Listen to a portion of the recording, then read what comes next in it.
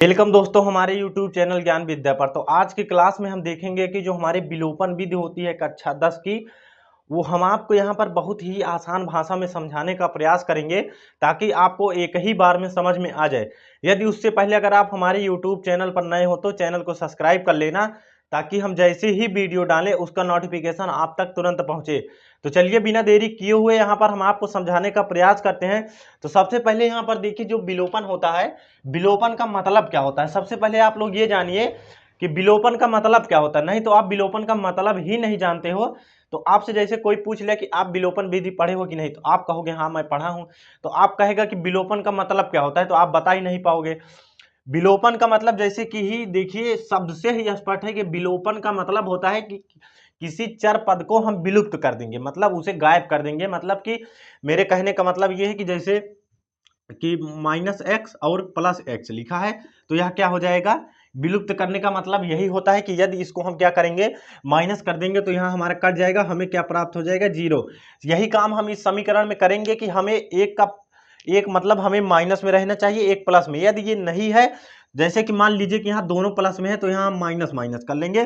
फिर ये चिन्ह से हमें मतलब नहीं है, फिर हमें इस चिन्ह से मतलब हो जाएगा, फिर ये प्लस माइनस माइनस हो जाएगा। तो विलोपन का मतलब यही होता है कि किसी पद को हम वहां से विलुप्त कर देते हैं, तो वही हमें विलोपन का मतलब होता है। तो विलोपन विधि को हम बहुत ही आसान भाषा में आपको समझाने का प्रयास करेंगे। तो इसके पहले वाली क्लास में हमने प्रतिस्थापन विधि को बहुत ही आसान भाषा में समझाने का प्रयास किया है। यदि आप उसको नहीं देखे हैं तो आप जाकर मेरे चैनल पे वहां पर सर्च करके देख सकते हैं कि प्रतिस्थापन विधि, आपको वीडियो मिल जाएगा वहां से।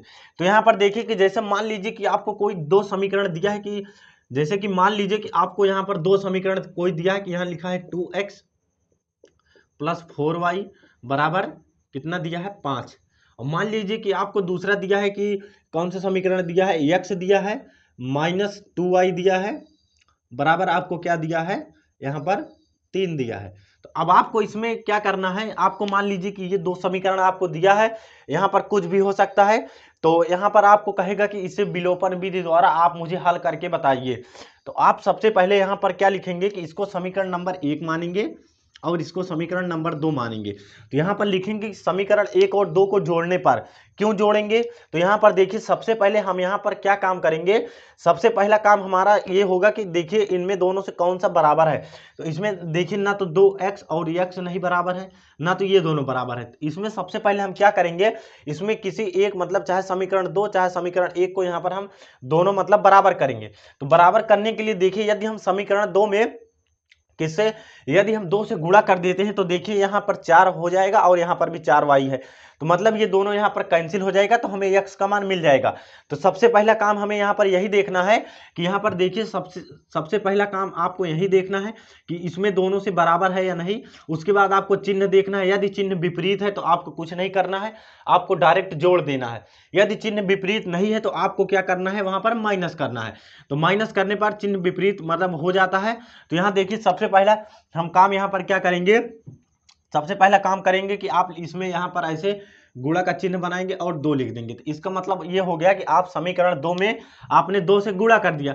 तो आप यहाँ क्या लिखोगे कि समीकरण 2 में 2 से गुणा करने पर यहाँ लिखेंगे कि समीकरण 2 में 2 से 2 समीकरण 2 में 2 से गुणा करने पर 2 से गुणा करने पर। अब यहाँ सबसे पहले आप देखिए जब आपने मान लिया कि समीकरण 2 में 2 से गुणा करने पर, तो या आप इसमें पूरे समीकरण में दोनों तरफ 2 से गुणा करेंगे तो यहाँ देखिए क्या हो जाएगा, 2x हो जाएगा माइनस यहाँ पर कितना हो जाएगा, 4y हो जाएगा बराबर 3 दूनी कितना हो जाएगा, 6। अब इतना आपने मान लिया तो आप यहाँ नीचे इसके क्या लिख दीजिए, समीकरण नंबर 1। तो यहाँ देखिए +4y बराबर 5। अब आप इसे क्या करिए, इसे जोड़ दीजिए। तो यहाँ लिख देंगे कि समीकरण, इसको मान लीजिए समीकरण नंबर 3। यहाँ आप लिखेंगे कि समीकरण 3 प्लस समीकरण नंबर कितना, समीकरण नंबर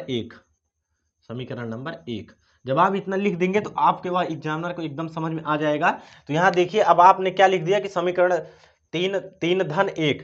तो यहाँ देखिए जब जोड़ने पर कोई चिन्ह का परिवर्तन होता ही नहीं। मान लीजिए कि अभी यहाँ पर प्लस होता, मान लीजिए कि अभी यहाँ पर प्लस होता तो आप क्या लिखते कि समीकरण 3 माइनस समीकरण 1, तो यहाँ माइनस हो जाता है, यहाँ यहाँ। तो यहाँ देखिए अब इस वाले चिन्ह से मतलब नहीं है प्लस वाले से, अब इस वाले चिन्ह से मतलब है कि यहाँ प्लस है, नीचे माइनस है, यहाँ भी माइनस है और यहाँ, परंतु ऐसा है नहीं। हमें यहाँ कौन सा दिया है, हमें यहाँ क्या दिया है, माइनस का चिन्ह।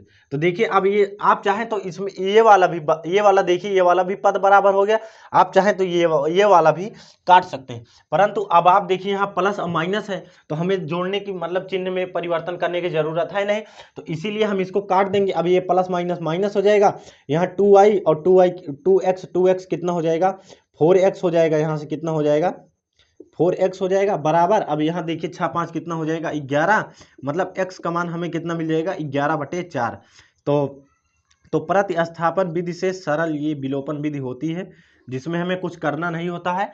हमें सबसे पहले आपको क्या देखना है कि इसमें से बराबर, मतलब कि जो इसमें दो समीकरण दिया है उसमें से जो चर वाला पद है या x वाला और y वाला, दोनों समीकरण में यदि वो बराबर है तो आपको कुछ नहीं करना है। यदि चिन्ह अल्टरनेट मतलब विपरीत चिन्ह है तो आपको कुछ नहीं करना है, आपको सीधा जोड़ देना है और इसी प्रकार प्रोसेस करके आपको उसी प्रकार काट देना है, इसको जोड़ लेना है, यहाँ पर माइनस तो घटा देना है। यदि आपको चिन्ह यहाँ पर क्या मिल जाए, प्लस मिल जाए, तो आपको कुछ नहीं करना है, सारा प्रोसेस यही करना है। आप यहाँ जो प्लस मैं चिन्ह लगाया हूँ आपको वहाँ लिखना होगा कि माइनस, मतलब कि इसका घटाना करने पर, घटाने पर, तो यहाँ आप चिन्ह बदल जाएंगे सबके। तो यहाँ देखिए अब x का मान आ गया। अब x का मान आप चाहे जिस समीकरण में रख दीजिए, समीकरण 1 2 3 आप चाहे जिसमें रख दीजिए, आपको तुरंत वहां पर y का मान मिल जाएगा। तो देखिए हम आपको यहाँ पर समीकरण किस में रखते हैं, समीकरण देखिए 2 में रखते हैं, यहाँ पर समीकरण 2 में। तो यहाँ लिखेंगे कि x का मान, यहाँ लिखेंगे कि x का मान समीकरण नंबर 2 में रखने पर, x का मान समीकरण 2 में रखने पर, x का मान समीकरण नंबर 2 में रखने पर। तो देखिए जब आप इतना यहाँ पर कर लेते हैं, जब x का मान आप समीकरण नंबर 2 में रख देते हैं, तो आपको यहाँ से देखिए अब आपको x का मान समीकरण नंबर 2 में रख देना है। तो अब आप देखिए यहाँ से क्या करेंगे, यहाँ लिखेंगे कि अब आपको देखिए समीकरण नंबर 2 देखिए क्या लिखा कि x माइनस 2y बराबर 3, तो x के स्थान पर 11/4। तो यहाँ देखिए x के स्थान पर 11 आपको 4 रख देना है, उसके बाद यहाँ से माइनस 2y लिख देना है, उसके बाद कितना है, 3 है। अब देखिए इधर किस में है, प्लस में है, उधर हम ले जाएंगे तो माइनस में हो जाएगा। तो यहाँ देखिए यहाँ पर माइनस 11/4। अब इसका देखिए हर नहीं बराबर है तो हर इसका बराबर कर लेंगे। तो यहाँ से देखिए अब आपको यहाँ से क्या प्राप्त हो जाएगा, यहाँ से देखिए माइनस 2y बराबर, इसका इसमें गुणा होगा 4 3 12 माइनस 11/4। तो यहाँ से देखिए अब आपको यहाँ से क्या प्राप्त हो जाएगा, माइनस 2y। अब यहाँ से देखिए 1/4। तो अब देखिए 1/4, देखिए 2 इधर गुणे में है, उधर जाएगा तो बटे में हो जाएगा। तो यहाँ से देखिए क्या हो जाएगा, माइनस पूरा उधर जाएगा, क्योंकि यहाँ पर देखिए माइनस, तो माइनस पूरा उधर जाएगा, तो y बराबर कितना हो जाएगा, माइनस 1/8। क्योंकि उधर जाएगा, देखिए इधर गुणे में है, बटे में जाएगा, तो इधर किस में हो जाएगा, सॉरी इधर गुणे में है, इधर जाएगा बटे में हो जाएगा। तो यहाँ से 4 और 4 में 2 से गुणा हो जाएगा, तो हमें 8 प्राप्त हो जाएगा। अब यहाँ से देखिए आपको x और y का मान बहुत ही आसान तरीका से मिल गया, इसीलिए मैंने बहुत ही आसान समीकरण लिखा है ताकि आपके समझ में आ जाए। अब यहाँ आप लिखोगे कि अतः, यहाँ से लिखेंगे अतः x बराबर कितना, 11/4 और y बराबर आपको कितना मिला है, माइनस 1/8।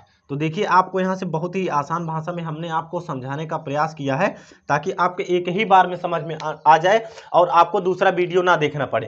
तो यहाँ देखिए सबसे पहले आपको इसमें 2 समीकरण दिया रहेगा, तो आपको इसमें देखना है कि चाहे x वाला चाहे y वाला, इसमें यदि पहले से आपको बराबर दिया है तो आपको कुछ नहीं करना है, चिन्ह को आपको देकर जिस प्रोसेस से हमने अभी बताया है उसी प्रोसेस से आप करके आपको x और y का मान निकाल लेना है। यदि आपको बराबर नहीं दिया है तो सबसे पहला काम आप चाहे समीकरण 1 को बराबर चाहे दिखा दीजिए, चाहे समीकरण 2 को बराबर दिखा दीजिए। तो यहाँ देखिए हमने क्या किया, समीकरण 2 में गुणा कर दिया, तो ये y वाला पद हमारा जो है बराबर हो गया।